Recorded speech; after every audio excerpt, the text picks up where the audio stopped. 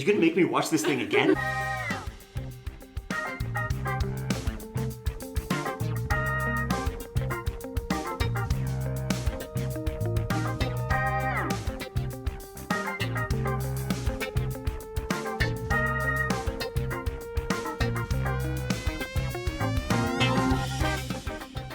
Welcome to the Too Old or Pure Gold Movie Podcast. In today's episode, we're delighted to be joined by an all-firefighter cast from the Nanoose Bay Fire Department to help us tackle the 1991 action drama, Backdraft. The format of our podcast, two Gen Xers rewatch beloved movies from our youth to find out, are they really as good as we remember? To help us debate and ultimately pass judgment, we ask our millennial co-hosts to watch these movies for the first time and help us determine, are they too old or pure gold? I'm your host, Olen Leeden, representing Gen X. Joining me today is my Gen X co-host, David Purcell, usually our sports and Michael Keaton guy, now covering fire. Hello, everybody. Bringing the experience, we welcome Michael to the Gen X team. Hey, Hello, Mike. Representing the youth in this episode, we're very pleased to welcome a pair of Gen Z firefighting siblings like Stephen and Brian McCaffrey, Caitlin and Trevor. Oh, hello. Hi. Welcome to the podcast, everybody. Thank you. Before we get into the episode, just a reminder, we need your support to grow this podcast, so please remember to like, follow, subscribe, and maybe tell somebody about it. Today's movie is the 1991 action movie Backdraft. Backdraft stars Too Old or Pure Gold favorite Kurt Russell, Billy Baldwin, Donald Sutherland, and Robert De Niro. And I would be remiss if I didn't point out young Rebecca De Mornay and his cast as well. Thank you. I thought you were going to miss her. And She's beautiful. Backdraft was directed by Ron Howard. Ron Howard got his start directing with titles like Splash and Cocoon and went on to be a prolific director after this with titles like Apollo 13 and The Da Vinci Code.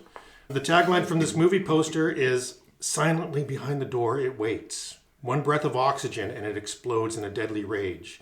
In that instant, it can create a hero or cover a secret." ooh, wow, tell me more. Yeah. It's a bit long, but I like how it sets the fire up as a character and it makes it sound more like a horror movie than anything else. Yeah. IMDb describes the film as two feuding siblings carry on a heroic family tradition as Chicago firefighters. But when a puzzling series of arson attacks is reported, they are forced to set aside their differences to solve the mystery surrounding these crimes. Wow, and in Life Imitating Art, Caitlin and Trevor, are you guys feuding too? Always. Yeah. Never Ongoing stops. battle. Yeah. Okay, good. I can't wait to get into this. Now, for those of you that have not seen the movie, I asked my 93-year-old dad to watch Backdraft and summarize the plot. And Caitlin and Trevor, I was telling Mike, but what I do for each of these movies is I force my 93-year-old dad to watch it and see if he can figure out what the movie's about. Chicago firefighting brothers Stephen and Brian have been rivals since childhood. Stephen is a seasoned but reckless fire lieutenant, while Brian tries to live up to his brother's legacy. This is particularly hard on Brian, who has watched his father's death in a fire when he was only a young boy. The brothers were both serving in the same unit at the Chicago Fire Department, but Brian requested a transfer to the arson unit. While there, the city was to deal with several unusual explosive events. Brian and arson investigator Don will make the uncomfortable discovery that Stephen may be implicated. As the movie accelerates towards the end, with a massive chemical fire, Stephen confronts John Axe, who explains set fires to target a politician who somehow profited from closing fire halls. Now, Stevens and John are finally on a catwalk. The catwalk unfortunately collapses and John hangs onto the wreckage. He urges Stephen to let his hand go, and Stephen responds with, "You go or we go," and both fall into the fire. John dies and Stephen is mortally wounded. After all that, Brian and Don confront the politician's corruption publicly. So, before we get into it, part of the fun of this episode is having firefighters, real firefighters, to do this. So, Caitlin and Trevor, you guys are sibling firefighters, just like in this movie, and you have a history in firefighting. Tell us about your background and your family. Yeah, okay. Well, I guess it started with our papa. He started 1972. in 1972. Worked his way up to chief, and was there for, gosh, Over 30 years. yeah, quite a few years, Yeah. And then my dad joined after him about 20 years ago now. And then I joined in, I believe, 2019. I was 14, which they don't do anymore, but I was kind of the last young member, kind of. They don't do that anymore because of you. Yeah. Yeah. We don't like talking about that. But, yeah. Yeah, and then so I'm starting my 8th year now, and then Trevor did. Yeah, I joined in this January, actually. I was asked in last December. And yeah, ever since then, I've loved it. It's been super fun. I like continuing it with the family, and yeah. Family tradition, just like the movie. Yeah. Absolutely. And Mike, how long have you been a firefighter? 2 years.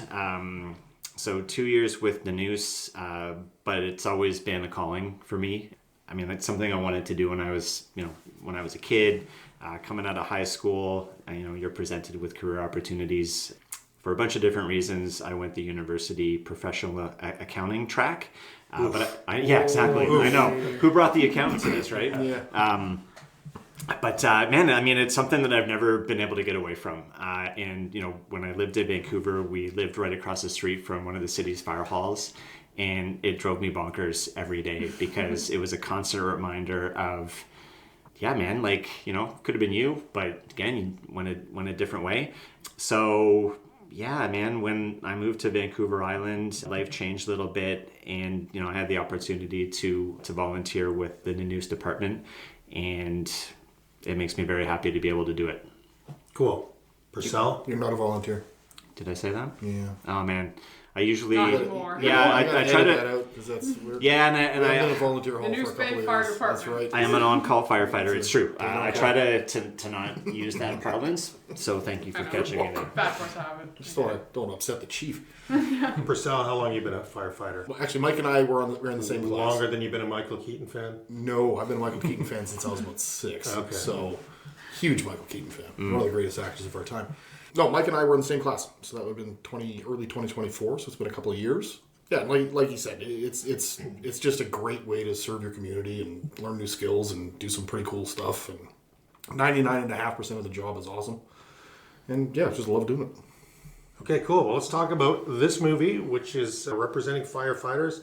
So first thing I want Time out. But If this movie is representing firefighters, Here we go. I say representing. this could Yeah. be the most or- accurate firefighting film in the history of firefighting true. films.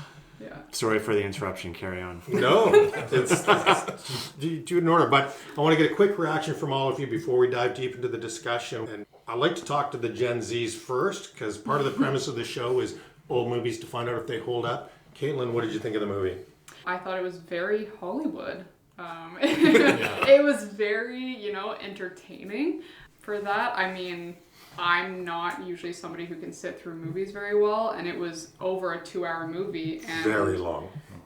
I was able to sit through it fairly well, so that says something, I guess. That says a lot. It does say Yeah. Yeah, you kind of mentioned earlier how they portrayed the fire as being alive and breathing and stuff, and that is like very real in a way, so I thought that was kind of neat to see. It was done, again in a very theatrical way, but yeah, it still resembled kind of, I guess, a little bit of reality. Trevor, what do you think? Well, I thought the graphics from the movie were very well for its time. Contents in the movie, I wouldn't say were up to date, like I guess nowadays. Like running into buildings with no SCBAs and running past a dead body in a windshield with civilians taking photos of it. I just don't think that happens nowadays. But everything in the movie, for a 2-hour movie, I was able to stay focused the whole time and watch the whole thing. And Okay. be interested. That's good for a Z, right? Yeah. That's very good for his Yeah. Yeah. Okay, Mike, what'd you think? I found it very difficult to watch. So, yeah, and again, not to bring things down, but Bring them down. I we mean, always have to have one on the podcast. yeah, I'm happy to be that guy. I mean, I take the fire service role very seriously. I think that we have an incredibly important job to do, and I think that the public expects professionalism and constant professionalism. So I found the movie hard to watch because it was almost a movie of how to not do anything correct, like anything right. I agree. You know, from the very beginning when they're, you know, they're doing their graduating thing at the bar and they're acting like a bunch of.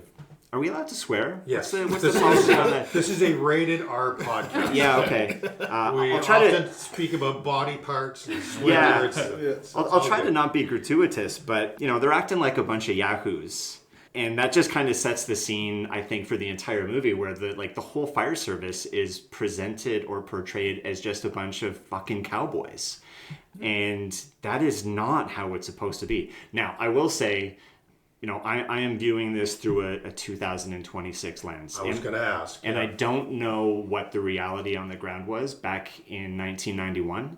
And so, yeah, you know, I was willing to make, you know, certain allowances and, you know, suspend that level of disbelief. But come on, man. It was brutal. It was brutal. Purcell? Yeah, I'm kind of on the same lines as Mike. I mean, you've got to Hollywood it up, right? Yeah. So you got guys running into buildings, their coats are undone, they've got no SCBAs on, but otherwise you've got a movie with a bunch of guys in masks. And that's not going to be a very good movie. That's a good point. So you kind of got to suspend disbelief. I actually looked up last night, you know, so this movie was supposed to be set sort of in the early 90s. Yeah. All the apparatus they were using were sort of early 80s. So these guys are like, you know, the surplus to get the movie done. Yeah. So, you know, all of the gear I think was even, you know, 10, 15 years older than what it was supposed to be. Sure. But yeah, nowhere near real when it came to certainly the you know, the procedures and the equipment and how to do things. Not even close. But even still, still entertaining. Yeah, yeah, maybe. But again, like I bias alert. Like I had a hard time watching it, and I had a hard time being able to enjoy it because I was just, you know, so put off from the get go. But I mean, I found even that like the portrayal of some of the fire behavior was just so Hollywood. It's just not plausible. It's just not. That's just not how it works almost ever. Yeah. No. I've got a lot of really interesting trivia about how it was made and about the fire and that kind of stuff. But yeah, this is the most fun part, is understanding how it feels to see your profession portrayed on a film and whether the fire seems real and all of that stuff. For me, so I'm the non-firefighter in the room here, and I almost don't even care whether it's real or not. But for me, this movie, 2 hours and 20 minutes, and one thing I share with you, Z's, is that I don't like long movies. I'm a man of the 80s. That's my genre for movies. I love 90-minute movies. And okay, first hour dragged like it was, pardon the pun, a slow burn, right? A lot of character building, a lot of setting it up, and I almost didn't care. But the last hour and a half, I thought was a pretty good action film. Like I enjoyed it, and I thought the reckless behavior added to it. I thought it was kind of a fun action film, so I did like it. And the fire stuff looked cool. Yeah. Real or not, it looked cool, and we will talk about how it was made. But yeah, to me, it looked cool. So interestingly enough, the screenwriter is a guy called Greg Leeden, and he was a firefighter for 3 years, and he based this film on the death of a friend and an actual backdraft. And then one other interesting fact is that Dom Ringel De Niro, the De Niro character, was based on a real fire inspector, and he was actually had a cameo in the film someplace. So it was there was some basis in truth for this story. Okay, so I had a whole bunch of questions for you guys about the realism of, like, does fire move like that? Are you really supposed to break the glass first? Because I was under the impression that you don't want to break the window and let all the oxygen in it. Am I right? Generally speaking, yeah. Generally speaking, the first thing you do is you set out containment lines. So you hit it from the outside first. Yeah. And then you breach. So once you reset the fire, so you get the heat down in the space, then you can breach and ventilate and go in. But these guys didn't. There was not a single defensive thought. They didn't even carry water with them half the time. They went in without They're hoses. running in without hoses, right? Yeah. So yeah, that's not how you fight a fire. The way that these guys are showing it. I think what did it for me was the unnecessary explosions, and you A lot of stuff exploded. Lots of stuff, pipes falling Out of nowhere. Yeah. And I mean, we got our start, immediately in the movie, like the first scene when, the dad dies. And, so we're showing the outside of this apartment building, and, there's a small explosion kind of near the roof of this, 3 or so story building. And it's Brick like, building, yes. Okay, why would that have exploded like that? I mean, I did wonder what was in that. Was there like a gas line? Some dynamite hidden in in an attic? Like it just doesn't do that. And then there were a bunch of other things, throughout the movie where it's just like, boom, boom, things exploded, and it's just like, where It doesn't do that. yeah, like what? Just yeah. Well, and back to what you said earlier about the cowboy way. I mean, him jumping from balcony to balcony up there before entering the building. yeah Put the ladder here and then jump over there. Yeah. Move the ladder. Move the ladder. Yeah. And the way they're moving too, like that scene and the scene kind of near the end where they're in the elevator shaft and they're swimming. I'm thinking about how heavy our gear is. Oh, yeah. I'm not jumping from balcony to balcony. I'm not swimming. I can hardly walk. And let arguably, alone- the gear in 1991 would have been worse than it is today. For sure. Oh gosh. Heavier, crustier, all those things. Totally. And man, I mean, when those guys were in that elevator shaft, I'm like, wow, man, they're like, their gear is flooding. Those boots are now Boots full are of full of water. water, yeah. There's no way. How is it possible that they are keeping their head above water? Yeah. Well, because they're big burly cowboy dudes. Of course, Yeah, of absolutely. course. Also, that was the other question: is do you take the elevator as a fireman? You In can. a high rise. You can. Can you? You Okay. can. Yes.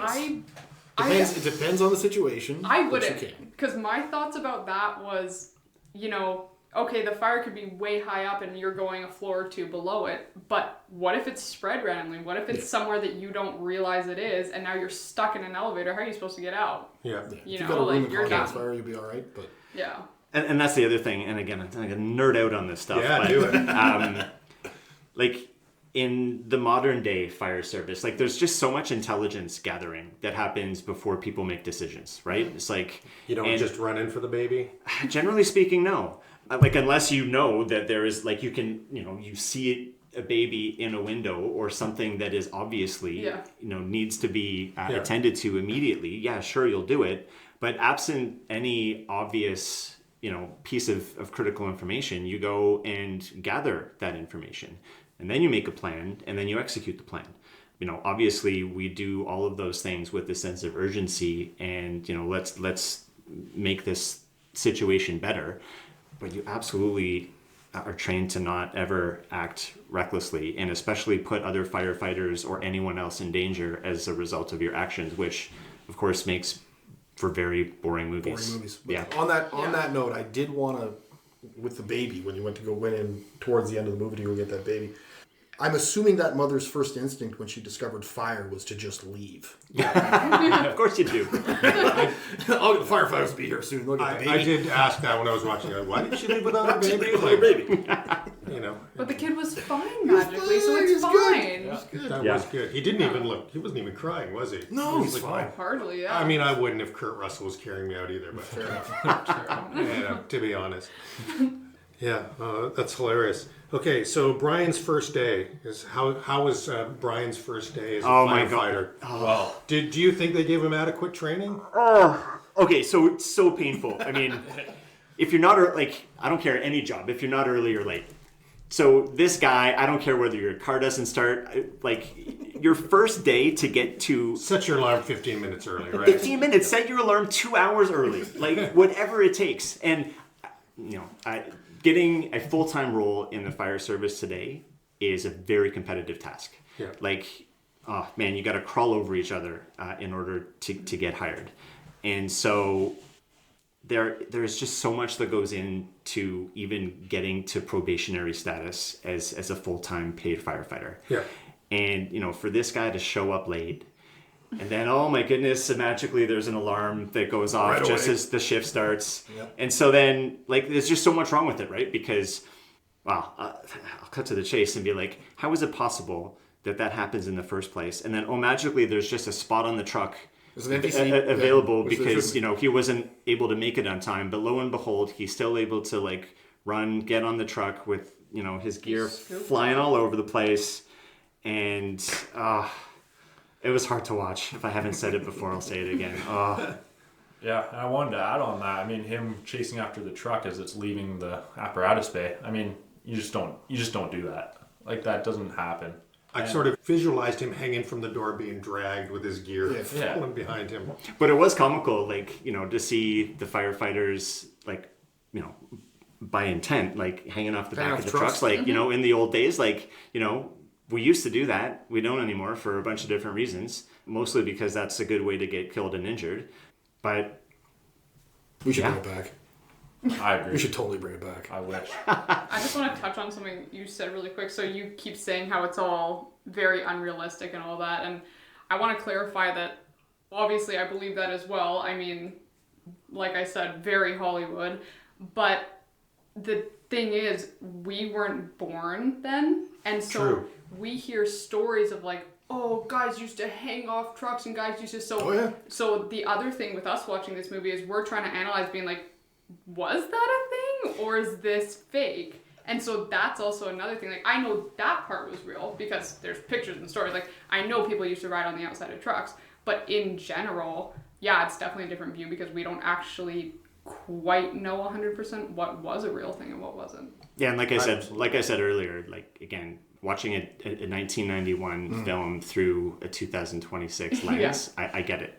I get it. And so, again, I don't know what was real for the day. Yeah. But again, like, I'm talking about watching the movie now. Oh, for sure. And It's how hard it horrific. is. There would have been, I'm sure there would have been more cowboy behavior back in those days. Oh, no, yeah. No doubt about it. Yep. And it was a very masculine industry, I think, back then as well. And, Yeah. and the tough guy industry and all of that. So I mean, it still is today. And, you know, we're not here to criticize, you know, other departments, but, you know, sometimes I'll watch YouTube stuff about, you know, what happens on fire grounds today. And sometimes I'm a little surprised. So, you know, having said that, yeah, maybe Backdraft is more realistic than I want to give it credit for.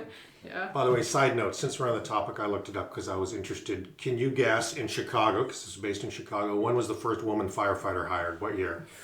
2003. Ooh, I was going to say 2000. 2008. Well, that's a good guess. 1980. Okay. Oh, okay. Oh, Yeah. good. Oh, you wouldn't know I watched Way too Backdraft. Do you mean in an administrative role or like? I noticed that. No, firefighter. And even more interesting, in all of the United States, when was the first woman firefighter hired? Like firefighter, not administrator. Probably before the 80s then. Probably not. Yeah, probably not much before that. I don't know. I'd say maybe Chicago was the first to do it. Answer is 1818. Wow. Okay. So, you know, Did they know she was a That's like woman? before they had rights. How maybe did she- not. That's a good point. She couldn't She vote. couldn't but she vote, could but she could fight fire. Couldn't run in a How did marathon, she but plan that? That is hilarious. So, quick question on your skill set, Mike. If you go into a fire, can you tell the difference between a woman and a mannequin? I mean, yeah, that's a loaded question because, Rescue you know, on the Randy. one hand, you'd want to say, "Pff, yeah, obvi. On the other, it is chaos. Yeah, but That's you'd feel true. it. You'd feel it. Yeah, you would do. You'd feel it. So Yes. now, like, yes, after you've got your hands on this person or object, as And the their case head may falls be, off. and their head falls off, and you unless they've been dead for a long time and they're super stiff, but Well, then your hand would go right through them. So, yeah, there's that Yeah. there's that part of it too. so Yeah. you'd feel it. In the moment of light smoke, like not a full enclosed room of smoke yet, and you see a mannequin laying on the ground, it's going to look like a body For sure. for the first part. So, But once you feel. once you get that physical. Once you pick it up, and then you have to gather up the arms and legs and head separately. Yeah. And the other thing is context about, you know, having some intelligence about the scene you're attending, Yeah. right? So, you know, if you're attending a residence, you know, chances are you're not going to run into too many mannequins. If you're attending an industrial or commercial location, you know, general, and again, you know, knowing what you're getting into and getting intelligence before you need it, yeah, you know, you might run into some mannequins. So let's, you know, Keep our heads up. yeah. Okay, that that exact scene, his brother is the senior officer and telling him what to do, but then he hears a woman's voice and he goes off and chases that. Did he do the right thing or the wrong thing? Wrong thing. Wrong thing. Wrong thing. It's called freelancing. Yeah. Okay. You don't do that. So you're in there as a team. Well, so that's the other thing. So none of that scene was right. So you go in as a team. You've got a partner. By today's standards. By today's standards. But I would assume it's. Can't imagine that would be any different. You go in as a team. You've got your partner. Yeah. You do not leave your partner. You go in with them. You come out with them. If you run out of air before I do, we're both coming out. Yeah. Right. So to go off, you know, leave your partner and go off into another room where no one can see you and nobody knows where you are. That's a big no-no. Always. Yeah. Okay, next question. Why do you think Stephen was such a dick to his brother? I took it, there's a few scenes where, they get back to joking and stuff. Like after they did that tower drill and they're running up with the hose and they made it to the top and they're kind of, laughing with each other. And it almost makes me think it was out of love, like almost out of worry, because he, obviously the dad passed and then he said how he kind of helped raise him. And so I was trying to figure that out throughout the movie too, and I wonder if it is almost a worry thing, that he's trying to care for him, but he's doing it in the wrong way, obviously. I took it as if at the beginning of the movie, you see him hop into the truck with his dad, and his brother is staying behind in the apparatus bay, and his dad picks him specifically and gives him the helmet and tells him to hop in the truck. And so I think from there, at the young age, he's kind of been his dad's favorite, and his brother kind of resented him for that. Yeah, I got a different take. Okay. I have to say in that scene, I love the trope. I know you have to do it as a filmmaker, but when the helmet lands perfectly in front of the kid, not the head, Yes, yeah. not the head, Not the head. just the helmet. Should have had a strap done up. I thought that was hilarious. So my take was, sorry, what's the younger brother's name again? Stephen and Brian. So Brian's a total jerk off. Yeah. Right? Like he can't stick to anything, right? And so I can't remember exactly how it all played out, but I don't know, there were some business cards and Brian's done a bunch of stuff. And so he's just, and apparently he'd already attended the academy but then bailed. And I think nepotism was rampant in those days, right? Oh, Your still dad is. was in the force, you get into the force, right? Yeah. Yes. Oh, yeah. two examples right here. So I think it was a certain amount of skepticism on Steven's part. Like, are you here for the right reasons, and are you going to stick? Are you going to be someone I can rely on? And Brian, I think, has probably a pretty good resume of not being that guy. So I think that probably put a bit of a burden on the older brother to make sure that Brian performed. Mm-hmm. Mm-hmm. I still can't get over this rookie thing, though, that throwing him in a fire like that on his first day. I would assume that as a rookie, you're probably doing a lot of cleaning fire trucks. You're probably doing a lot of watching from the truck. You're not doing anything by yourself. And again, we're viewing this through a modern day lens. But, and for someone who's been doing this for only 2 years, I'm keenly aware of how much I don't know. Yeah. And so, and especially on a municipal or city force, somewhere in Chicago, you are going to see so much shit. Yeah. So much shit in so many different flavors, and it's going to take you at least 5 years, in my humble opinion, before you will have the knowledge base to operate independently, or without the oversight of a senior firefighter. When you are a probationary firefighter and you are at the hall for the first, you don't know anything. You know nothing. And it was obvious too, by the way. Yeah. So the idea that he would be given any kind of task that was anything other than wash the truck, or I guess they did go make lunch. They made lunch. So maybe that was accurate, but yeah, man, it was given a pretty long lead. Okay, fire inspector, cool job. I think it would be an awful job. Yeah, if you dig that kind of thing, but I'd pass. Yeah, I would pass into heart. Really? What do you guys think? I think it's kind of cool. I kind of think it's cool too. Well, so this might be the different generations. You know what? I think we need to swap ages then. I thought it was cool. As an outsider, I thought it was a cool looking job. Although he didn't look like he was really doing it. He went around with a pocket knife, Yeah. Smelling stuff. Yeah. Oh, and sorry, licking his finger. back to Brian the probie. I mean, Yeah. you need years of experience before you are any kind of fire inspector. And so the idea that, oh wow, the alderman has his eye on you and thinks you'd be a good fire, and which, by the way, is Brian just jamming out on his pals. Yeah. So looks like Stephen was right after all, and maybe I'm jumping ahead a little bit here, but I thought that was bonkers too. Yeah. What does this kid know about anything? Oh yeah, go get on the inspection squad. Come on, man. Have any of you ever put a hose through a car? No. I know what happens. It's got to be very satisfying when you get the assholes that park in front of the hydrant and a fire actually goes off We can dream, but I've seen it though. You on have? videos, not in person, but in like New York Fire. Yeah, Seen yeah. them do it, smash car windows, and The latest one that I saw wasn't even necessary, and they did it anyway.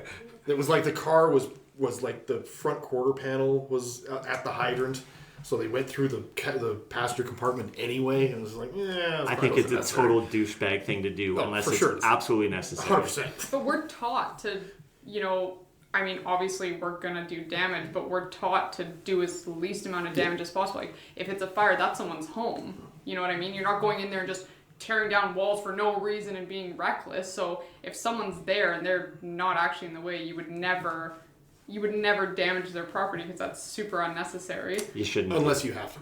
Unless you have to. If you But- didn't, then yeah. you wouldn't, though. Like, that's the whole point that I'm saying. And in the movie, there was a very fair gap between the car in front and the car that they broke the window of, that they could have ran those in between. So that also didn't make sense. Like, if they were trying to make it look like the car was blocking, they should have made it look like the car was blocking. You know what I mean? Hilarious.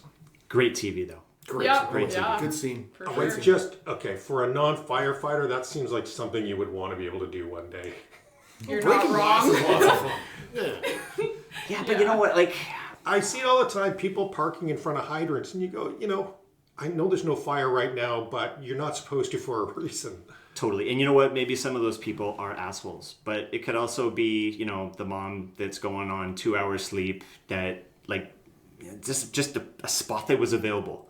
Like, I'm someone who gives folks the benefit of the doubt, and, to have your window smashed and, hose line running through your car just because you spaced out for a second, like, That would suck. every automobile that's parked incorrectly is not a douchebag.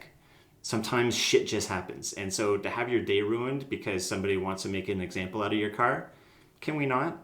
Yeah. But that's just me. That goes back to protecting property. Wholeheartedly disagree. I'm breaking the windows. Okay, before we move on, David, Yes. just a quick check-in. Who was the best actor in the movie? Because I have an opinion on this. Donald Sutherland. I call Donald Sutherland. Yeah.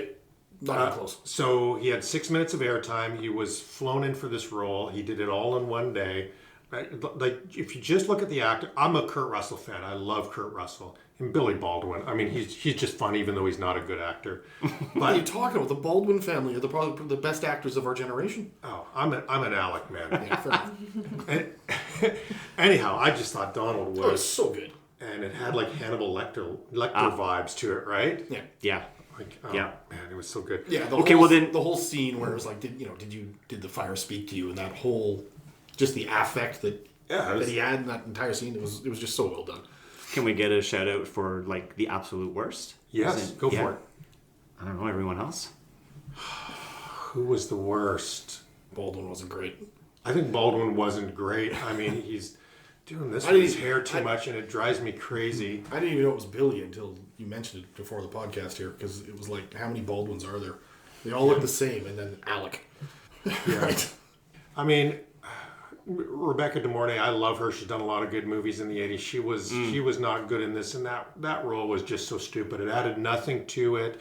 And the whole idea that you break up with your husband, you have a child with him, you break up with your husband, and then you go to the event he's going to with another, anyhow. Now then they like shacking up a few scenes later, and I was And like, then "Wait a minute, saying, I thought-" get out. Yeah. Poor kid.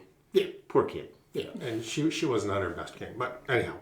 Okay, I'm going to move on. So first category, just hitting on anything you got that you want to talk about best parts of this movie. And I can start us off with old fire halls. Oh, yeah. yes. I love those old brick 2-story fire halls. And just the one scene where he says, like, look, there's the door where they used to have the hay. Yeah, that's And right. I thought, oh, I bet that's real. Like, That is real. 100% is real. that Yeah, man. was so cool. Yep. Yeah. I love the idea of the tape deck in the engine. I don't know if anybody mentioned that. Oh, yeah. I saw that. Yeah, noted. That'd be pretty awesome. But no, the old fire halls are like, and even the old apparatus and the old equipment. It's just, you don't see, like, you look at those old engines, they're made out of tin, Yeah. right? But there's also a bunch that hasn't changed. Like, I noticed like the hose lines still pretty similar, like the starch connectors, Yeah, and same the, thing. like the high volume hose. Yep. Yeah, I'll not too much of that stuff has changed. Speaking of hoses, so I don't know if you're going to touch on this later, but You'll find out. on a hose bed is the last place you want to have sex. Just thinking about that. Yeah, we Yeah. all thought about that. Those hoses are not clean. No. I mean, they're clean. We rinse them when we're done with them, but they're not clean. They're not comfortable. They're They're not not- disinfected. They're like heavy duty nylon exteriors, so like you're scratching yourself up like crazy. Your knees are going to be destroyed. Not real, that real bad, just bad spots. There's better places in a fire hole to fuck. I won't argue with you there, but the LDH, I mean, it's not the worst. It's 2.5 up there. There was, but I don't think that's where they were blinking. No, they're working right in the middle of the 2.5. Oh, Hose lane was sloppy perfect. work. No, it was perfect. You kidding me? Sloppy work. Oh, Where is the no. pride of workmanship? Is That hose in It was the flat. it was perfect. really? Yes. You guys thought that was good? It was I thought good. it Are we Pretty talking good. about the same scene? Oh my goodness. In the hose bed, To my recollection, there was only one sex on a hose scene. Yeah, as they're pulling the truck out, that hose Yeah. that hose is in that bed perfectly. Wow. Okay. All right, we're back. Roll the tape. Yeah, right. Are you gonna make me watch this thing again? It looks like just that scene. Your wife's gonna think you're a pervert. You know, well is on my mind, by the way, and I'd be surprised if it isn't in the script a little bit later. But can we talk about the dog? That thing needed some grooming. What was Yeah, going Yeah, on but with he was that? so funny. Yeah, but I was like, has anyone like tended to Nobody that cares dog about in that like dog. years? Yeah, nobody cares about that. Ah, Dog. that hurt my soul. Yeah. Yeah. There's a good line too, like, what do you guys got against Dalmatians? Yeah. Yeah, but what do you got against like taking care of the one you got? Yeah, He was that's cute. true. Good point. Good know. point. Any other best parts you want to call out? The end. The end was good. I had the end. The Yeah, end. just that it was over. Oh, that was over. Yeah. Wow. I had the end fire scene. I actually thought the fire special effects, real or not, looked pretty darn They cool. looked pretty And when you hear what went into making it, it's pretty impressive. Yeah, exploding canisters, shooting up like rockets. Yeah, it's pretty hot stuff. I love that. Yeah.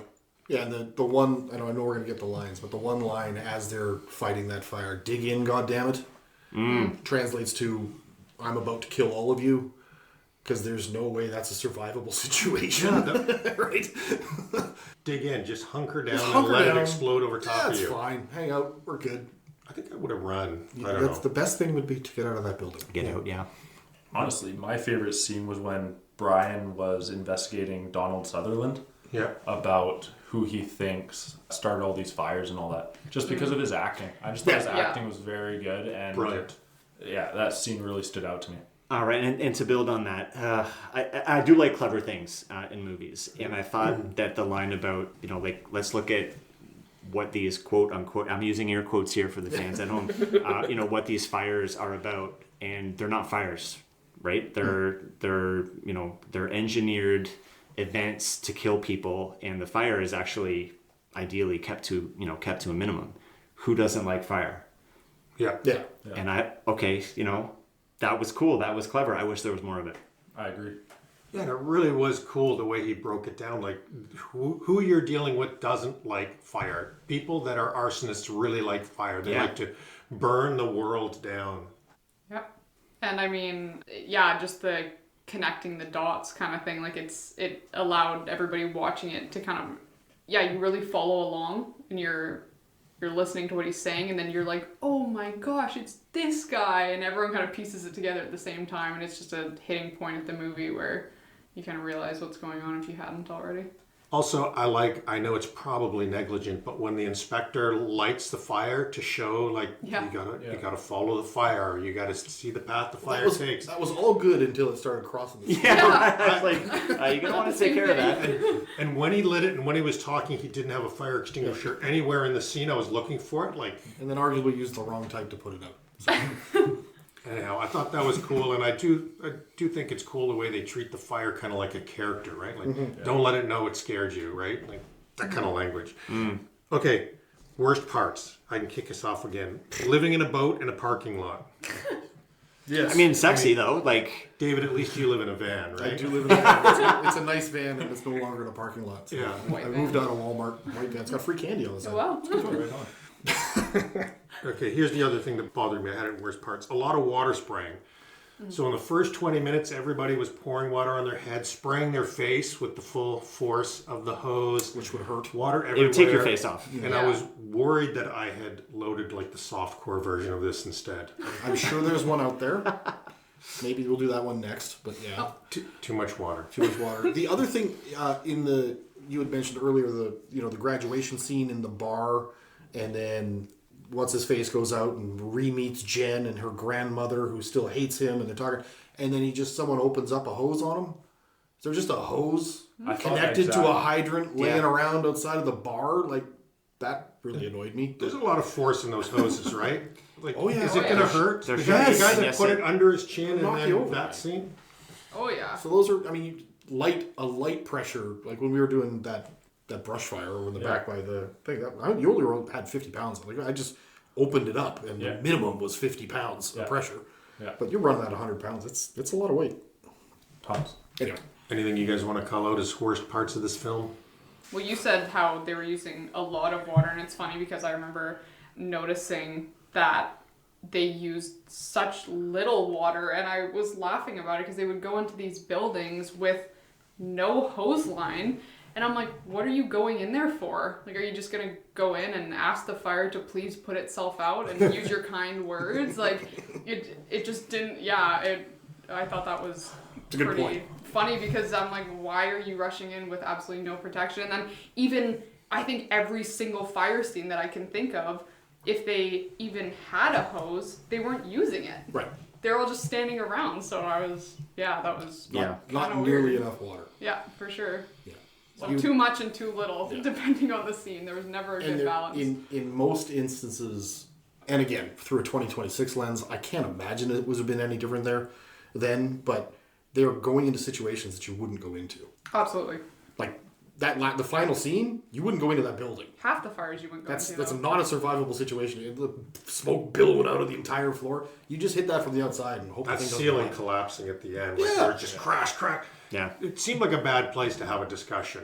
Yeah. Yeah. Bad time to have a battle. They could have like, why don't we meet at the car? We got some things to talk about. Yeah. I think they should have done that. Yeah. And I heard no air horns at any point. Nothing. Like, no No. warning No to need get that. out Nope. because apparently nothing was wrong. That's But fine. you know. So, generally speaking, when you get above the thermal layer in a house fire, you're looking somewhere between 1,000 and 1,400 degrees. Fahrenheit. Which is Hot. Sounds hot. It's not survivable. Like, put your head up Your there head in the oven. You're done. You're just done. I've done it. And take a breath, and you're not coming back from that. Like, I mean, your lungs are immediately cooked, and you don't survive that. Yeah. So there was just the unbelievability of that, but even just the amount of like smoke and other shit that these guys are exposing themselves to, and again, maybe not too far off from back in the day. It's But, really oof, the going in hard to without a see. mask thing. The going in without a mask thing. You couldn't. I thought that seems impossible. Yeah. It Whether or not the OGs said you could or not, you wouldn't be able to do. You wouldn't be able to breathe. Body wouldn't let you. To tell your partner, hold your breath when you're in there. Yeah. Oh yeah, and I liked it when Stephen, the leader, the lieutenant guy, would go in, and he would be sans any kind of breathing protection, but the other guy, would have a mask on. Yeah. It's like, no. My other favorite part about some of the fire scenes is that this is the only universe in which you put water on a fire and the visibility doesn't go to zero. Second you put water, like if you're in a compartment, you put water on, the visibility just, because you're steaming up the room and the smoke drops and the whole deal, you can't see anything. Not here. It's fine. Very effective ventilation. We just wasn't on. Oh, that's what it was. scene. Yeah, That's right. super Somebody was constant running good fans. Yeah, good. Yep. Okay. I have one more problem that I just want to raise as a worst part. And I don't know what it's like in firehouse shower rooms. But if We walk around with our dongs out. all the that's, time. that's fine. But if you've got 8 or 10 shower heads and there's only 2 of you, do you take the ones side by side or do you leave a No, one you spacer? share one. Yeah. You share Yeah. it. You share a shower This is a head. brotherhood. And you got to save water. You're cleaning And your do you back. guys have your close talking conversations? The closer the better. How else can you do That's just my ignorance, but thanks It's called for team building. Yeah. team building. Yeah. Like hold each other's faces while you do it, you know? Yeah. It's just a big family. I don't know if that's the right word for this. Yeah. What do you do with your family? Get me out of here. Though another small point, I would have been very nervous going down that pole with just a towel on. Yeah. I thought the same thing. Yeah. There's a lot of risk factors there that I'm not into. Yeah. Maybe it's a lubed hull. Who knows? What it could be, should be. One other thing that is, not to burst anybody's bubble, but what was portrayed in the movie is not actually how backdrafts work. Oh, thank you for bringing that up There's as well. Yeah. So number one, especially in the theater, the houses, maybe not. The theater, you'd smell It it. looked really cool. It looks super cool. You'd smell it. Because you're burning everything up in that compartment, and then all the oxygen goes away, but you're still got a smoldering fire in there. Yeah. It's super heated, right? And you've got, go on YouTube and look at backdrafts. You'll see what I mean. When they go, you have a massive fireball and then a fire. So the idea that it's, oh, we want to blow the fire, cool. It's all Hollywood and it's fun to watch, but that's not how they work. So, Yeah. sorry to burst everybody's bubble. Well, and you'd see other signs, like even in the They'd be houses, the smoking. windows would be blacked Yeah, they- out because it's burning all the fuel, and then it has no oxygen left to breathe. Like, right, fire is living in a sense, and then so when you introduce that oxygen and you open a door, it just absolutely takes a big inhale and takes all the oxygen and then ignites. the wind is going the other way, right? Oh, Like, yeah. Every Yeah, it's time coming this way first. the That's door right. opened, like boom, you've got all of that pressure, coming out like from the inside out versus the other way around. Like if you've got a fire that's starving for oxygen and you open that door up, the first thing that's going to happen is that air is going in. And then it chases them. Then that fire gets all lit up, and then boom. Yeah. I don't ever see it going in and then back out. It was always just open the door, bam. Yeah. Well, Yeah. and when they're in that warehouse, the windows imploded. Yeah. They didn't break outwards. It wasn't even in the room with the content fire. It was Lots of mini explosions that were supposed to be backdrafts, but they were just simply explosions that I don't quite know where they came from. But yeah, nothing really was quite a good example of a backdraft, but they were just trying to get the dramatic effect of one, I guess. Fun movie, though. Yeah, no, Yeah. great. Great movie. And like of all of the other adverse, fire situations, backdraft is probably the coolest name. Like flashover, Totally. meh, Smoldering smoke fire. explosion. Doesn't really work for the name Backdraft. of a Hollywood, but backdraft, boom, we got Yeah. ourselves a winner. Death by fire would have been okay. But they didn't. But like Fire nobody assassin. died. fire Yeah. assassin. Not to be the downer again though, but I mean most folks die from smoke inhalation, not actually burning. So But if you're going to go, getting blown through the front end of a Porsche isn't a bad way to do it. Oh, if I'm gonna do it, it's got to be done. Yeah. Like that's the way yeah, for fair. sure. Okay, let's hit a few favorite lines before I tell you how this movie did. You guys got anything? Wow, it's all the cheesy shit. You go, we go. Yeah? Like, Well, that one stood out to me too. That one was always said. That kind of is true. it is, yeah. It is. It is true in the fire service, but But in a positive sense, yeah, right? yeah. Like, one, two in, two out. How, You Yes. go, we go, but not like, I die, you die. Yeah, I'm gonna kill myself for you. I'm not sure personally if I found out the guy beside me that I'm working with has been causing all these fires and I'm holding on to him off of this railing. I'm not sure I'd hold on to him much longer and say, you go, we go. Well, Stephen was very strong. How long do you think you could hold a regular-sized man in one hand while holding on to a bar So, with your full weight with the other hand with a glove on? The glove kills. Yeah, I was those just gonna gloves. say yeah, that. the gloves are not great. And just as a piece of context, I think today our turnout gear and an SCBA, I think, is 74 pounds Yeah. Yes. total. Yeah. So 200-pound dude, so you're 270 pounds. Almost 300 pounds. Yeah. Plus you're holding And your then- own weight. And then if you've got So that's 500 pounds, one hand with a with a glove. glove on. Don't forget you're soaking wet because you have already soaking been in wet. that elevator shaft. So, Right. And you got a lot on your mind too, because he's been going through a lot. Yeah. yeah. Yeah, true. Okay, well, I wrote down, you have a bad day here, somebody dies. I think that's true. That's true. Yep. And I kind of liked the mortician when he said, Jesus, he's not going to sell you insurance, just pick him up. Ah. So I'm going to tell you guys how this movie did. So sorry, when you say how it did. Box office. Okay, yeah. Box office ratings, we're going to get into all of that. Siskel and Ebert's take in there or what? We got it. I do This is full a high research quality- on this. High quality podcast. This is not an amateur This is one of podcast. those- We're not messing around. So, according to Box Office Mojo Worldwide, Backdraft was, well, first, Mojo had it at the 14th highest earner at the box office that year, but the entire box office didn't happen in 1 year. So when I took the box office take, technically it would have been the 4th highest earner at the box office that year, Wow. just ahead of Silence of the Lambs. Ahead of Silence of the Lambs. And Travesty. Straight to jail. Oh, Holy my smokes. Fucking people, do you... no. Beauty and the Beast was the biggest box office earner this year. Backdraft was also beat by literally one of my favorite movies and my single greatest in-theater experience, Terminator 2. Fair. Yeah. Was Kim with Well, you? more than fair. No. Never seen it before, Kim. Yeah. Yeah, I've never seen it. Kim wouldn't have liked me in 1991. Fair. Yeah. I don't like you now. But obviously, Backdraft at 4th, it beat out a ton of great movies this year, including City Slickers, JFK, Star Trek 5. So it did pretty Oh, well. City Slickers. Yep. Yeah. Yeah, it's a good one. Dances with Wolves was the Oscar winner this year, and it was a decent movie, but I prefer a little more heat myself. Backdraft was nominated for Best Sound Editing, and Best Visual Effects, but it didn't win anything. So, Was there any soundtrack to that movie, by the way? No, it's just ominous music. And Yeah. at So the like end, no there's- like no music of the times. There was a soundtrack, but it wasn't. it had Bruce Hornsby in it. What are you Yeah. talking about? Yeah. With or without the range? With the range. With the range. Okay. Yeah. Could use a little Billy Joel. Yeah. Little Uptown Girl. Yeah, would have picked up the pace of the movie. Yeah, wrong Yes, city. fire Wrong scenes. city. Come on. Jeez. Okay, so the budget, $40 million. What do you think it earned? Who wants to guess? In 1991. 106 million. 107 million. This is not the price is 127. right. I say 95 million. Okay, 152 million. Silence of the Lambs was 130 million. That's insane. Probably on a like significantly less expensive 1 budget, year, I would that's- imagine. No, just the fact that Silence of the Lambs did less than Backdraft. Something wrong. Well, Yeah, And It's I- sometimes things age like fine wine. That's true. I think the golden but example so- is. Go ahead, sorry. Well, I was going to say the golden example is Shawshank Redemption. Probably Yes. the greatest movie of all time. Had no uptake.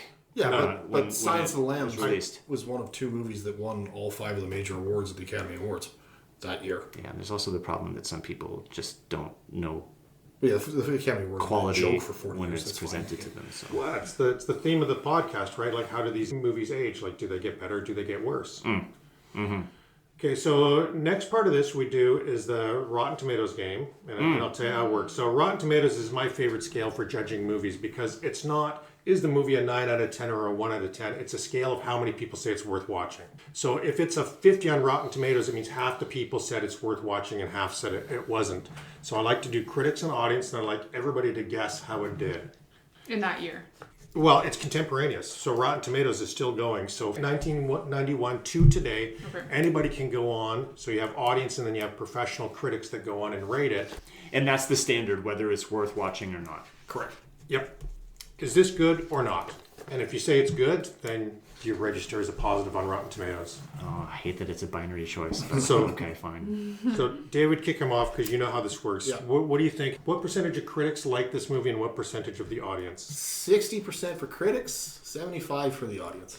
I'm gonna say 55 for the critics and 78 for the audience. Okay. I'm gonna go 45 critics, 74 audience, just to be a little bit different. Trevor? Yeah, I'm going to go 58 critics and 72 audience. Okay, so the answer is 72% of critics liked this movie. They said it's good, get out and see it. Wow. And David, 75% of the audience said that this movie was good, get out and see it. So in Rotten Tomatoes, the lower score wins. It's like golf. So Mike, you were a 28, Caitlin 26, Trevor, you got a 17, David, you got a 12. 12! Get him out of Right here. up there. So Nice work. you would say this was a good movie based on the reception. Yeah. So if we had critics, audience, and firefighters, maybe we would have something different. But that's, we were saying how, just in general, I've had this conversation with so many people saying how, even the show you always see like 911 or whatever, and you get people, exactly, you get people in the fire service, police, paramedics, whatever, who go, that's absurd. Yeah. That would Yeah. never happen. I hate that show because of X, Y, and Z. And I feel like that's kind of the same for this. So our ratings are, a bit biased because we see it Of course. differently. There's and- absolutely some taint in here for sure. But I understand that, that makes sense. The typical person's probably going, wow, that was awesome. Go out and watch it. Action-packed. Is it hard to watch movies about your profession? Yes. As an accountant, absolutely. Like, constantly maligned. The Accountant was a The pretty good Accountant. movie. This is true. The Accountant is a great movie. That's the only accounting movie I saw that made it look interesting. Can you fight like the accountants? It's a pretty good shot. Don't you want to find out? You can hit a melon from a mile. Yeah, no, it's interesting stuff. Okay, so let me give you guys just a little bit of trivia to make it interesting. So Kurt Russell and Billy Baldwin did a lot of their own stunts and got credits as stunt performers because of it. I saw that on the credits, by the way. Yeah, noted. Most of the extras were real Chicago firefighters. And for that final scene, 5,000 actual firefighters showed up to film that scene. Wow. Who's at the hole? Right? That's exactly what I thought when I read it. I'm like, oh my God, I hope there wasn't a fire this day. Jeez. Anyhow, so Billy Baldwin, Kurt Russell went to firefighter boot camp to learn the ropes, and they slept in a Chicago firehouse for a month to get ready for this. Okay. So that's good. To capture the intensity of a real fire, a cameraman was outfitted in a fireproof suit and wandered through the flames with a handheld camera. Wow. Cool. Wow, that's cool. The actors carried real 50-pound hoses up the stairs to make it look real. Mm-hmm. They had a good pace. There you go. Yeah. They were on your shoulder. Do you guys have It to is do easy. that exercise? Run it? That's cool. Ron Howard donated some of the film proceeds to his local fire department. That's nice. Now, here's the one that I found super interesting. So the effects supervisor for this had a special lab built and spent 3 months in that lab experimenting with fire to learn how to control it for the film. Fantastic. That's very really cool. cool. Yeah. And since fire goes up, they film the rooms upside down to get the crawling fire effect. Wow. Yeah. When it's going along the floor. Yeah, that bothered me, by the way. But anyways. Yeah. Yeah. I was wondering if you guys were going to mention it, but I just thought There was so much to... even intuitively into, to me, so- I'm like, fire doesn't tend to go across the ground; it tends to go across the Unless ceiling. you've like got a bunch of lighter fluid I was just down gonna there say, and, unless there's like, some fuel then spill. it can do, but Yeah. And then one last one: a movie theater in Connecticut was evacuated during the showing of this film because it caught on fire. beautiful. Wow. Life imitating art. And then, I mean, I got a Woker joke section. I didn't really see anything in this, but I did mention the women firefighters thing, so we got that trivia out. So I'd be interested. I'd like someone to go back and watch this movie and count the number of times the term fireman was used versus firefighter was used. And I recall one time, and I can't remember the scene because I didn't take notes. I can't remember the scene, but I was shocked that they said firefighter. But I think it was only one time. One too many. Some would say. Yeah, that's interesting. Okay, just a couple of reviews. So, however you guys felt about this movie, I promise you there's others who liked it more or less than you. So for this movie, there's 33 10-star reviews out of 206 total reviews. Of course, one of the most consistent themes of the 10-star reviews is the reverence for the visual effects and pre-CGI. So you got to hand it to them, right? Mm-hmm. No, That's what we no said. CGI. Like, Yeah, it's crazy good. I don't know how they film that shit. And even if you don't really have exploding barrels in the fires you go to in Nanoose Bay, it looked cool. Yeah, Totally. Yep. Okay, so just a couple of reviews here that I thought were fun. Someone called Sum22 says, Backdraft forever burns in my memory. And I think he means in the positive sense, not like gonorrhea. You can get that cleared up. Yeah. Someone called Ish Oaks says, there are a few movies I can virtually watch over and over. This is one of them. I don't know if it's a rewatchable. Yeah, this is not a... Jeez, I wonder what the other movies are on that list for that guy. That's a tough putt. This is a once every 10 years movie. Yeah. Ray Pippin says, this movie made me want to be a firefighter. Okay. Good luck with that. Well, that's what Top Gun did for... Yeah, but it's funny. I thought of this because Top Gun did that for the Navy, right? Like Yep. it was all about Navy recruitment and all the rest of that stuff. Top Gun was arguably more realistic for naval aviators than this was for firefighters. I mean, if someone said they wanted to be a firefighter because of this, it almost sounds like they have a death wish. Yeah, Like this. Yeah. yeah, that's what I mean by good luck. Yeah. Not that, hey, go out and do it. It's an awesome profession. But Absolutely. Just two more because I thought they were interesting. So a guy called Glass Case calls it the best firefighting movie of the 90s. And I looked it up. There's two. this and Ladder 43 or whatever it was. What was the other one? I forget what the other Yeah. one was. And this one just seems like he should be institutionalized. He says, I'm so proud of Ron Howard. We grew up together. Basically, we're the same age. He was on TV and I watched TV. So, yeah, that sounds close. Close. If I could spend some quality friend time with a famous person, I would spend it with him. Precious and nothing but appropriate time. Oh. Touched. So I've Someone's getting tough. flagged this one to the authorities. Yeah, that guy's Yeah. putting on lipstick as we speak. Yeah. And I'm pleased to report that we had at least one firefighter review it, and he said it was realistic for the most part. Okay. From what He, department? he claimed he was a firefighter. It was not Nanoose Bay. No, again, 1991, man. And like a lot of the standards and the way we do things today are, written in blood and broken bones. Guts and tears and... If you want to hear the other side of it, I have another firefighter. So now we hear from people who liked it less, and for this movie, there are actually only 4 people who gave the movie a 1 star compared to the 33 10 stars. And I always say, like, it's got to be pretty bad to give it 1 star, right? Anyhow, so the first one is a firefighter, and he says, not in a million years would I go into a burning building with any of the firefighters in this movie, nor would they still have a job at the fire department if they performed like this in an actual fire. That's my guy. 100%. Yeah. In fact, if these guys had fought that final fire properly, everyone would still be alive. Yeah. And then somebody called That Quiet Boy says, does Chicago ever have minor fires, false alarms, or any other trivia calls? Lift assist. No cats Yeah. and Not a trees. single lift Yeah. assist. Okay, Mike, you asked about Siskel and Ebert. Do you think they're going to like it? Yeah, they were fun and gregarious guys. I'm going to go ahead and say, they loved it. I wouldn't describe them as fun and gregarious. Fat. Only one. One of them was fat. Yeah. Okay, well, Siskel, the non-fat one, says that the fire scenes in this movie were truly extraordinary and said he had very few complaints about this movie, calling it majestic. Majestic. That's a word. Ebert agreed with Siskel that the fire scenes were exciting and the film was stunning, but he was disappointed that the movie didn't focus more on the life, lore, and camaraderie of firefighters. He called it more of an action film, but said as an action film, it was superb. 2 thumbs up. There you go. Yeah, that's I knew fair. it. So those are the Yeah. professional from our days. Okay, so question for you guys. Does this movie deserve a sequel or a remake? I think they did one, didn't they? Well, I'll tell you. The answer is no, but I believe they did. They could But a remake. Would you like to see a good firefighting movie? I would like to see a good firefighter. I think I would. Yes. If they remade it with today's standards and an actual depiction of kind of what it's like, I think it would be kind of interesting. I mean, then again, it has to be action-packed in Hollywood to an extent, like, still for it to be interesting, because like you were saying earlier, everything is very safety-oriented. No matter how bad we want to rush in and do something, it's very safety-oriented nowadays.